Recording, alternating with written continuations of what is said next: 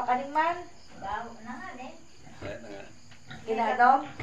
May kadong ang plato. Ay, may kadong ang plato. Yun ang kakaiba ng native. Sa atin talaga kinabukasan pakakain. Pero ito yun, lakas yun. Gusto niyang kumain eh. Para naghanap ng tubig. Alam niya naman magnipol. Kaya. Isa. Pinapausog niya. Pinapausog niya yung anak niya. Susubsubin niya yan. Pinapausog niya yan. Oh, magaling eh. Dito sa kabilang higa niya. Papausog niya yan. Data si Buro Yasin. Oops. No. Narumar nga talaga dito. No. Ikanyot sa ako. Kundi sakuhan muna. So, ito guys yung dalawa nating baboy na nanganak kagabi. Etong puti po ay bali 4 lang po ang naging anak niya. So, lugi po kung tutuusin. Kaya lang maraming salamat pa rin sa Diyos dahil kahit paano ay may konting balik or hindi man tayo totally na nalugi guys. So yung tong isa na nanganak kagabi lang po ay eto po manganganak din ito maya lang. So mayroon din po siyang 7 na biik po, 7 anak.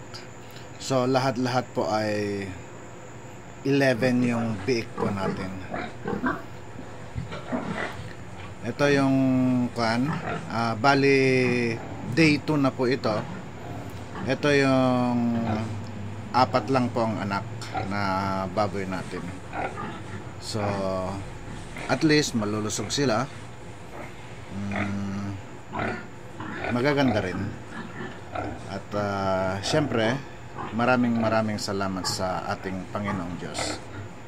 So guys, ganito lang. Kung mayroon po tayong mga alaga, may mga itinanim, so syempre mayroon po tayong aanihin. Konting tiyaga lang po at sakripisyo. So kailangan po natin yan. So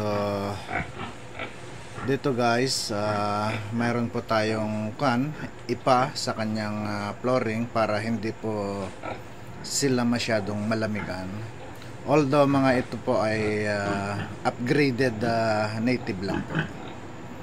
So dito na po yung natin, yung black mother natin. Bali 7 po ang anak nito. Kagabi din lang po nanganak. So eto na po ngayon, pinaka day 1 nila. At ayan po, malulusog sila. So maraming salamat sa mga aking subscriber, mga supporters, viewers.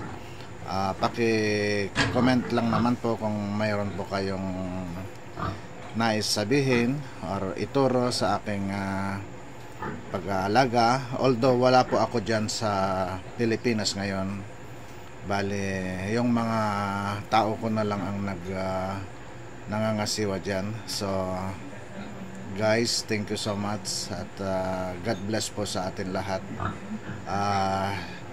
Eto po, bali 9 po yung babae natin dyan kung di ako nagkakamali. Maraming salamat po.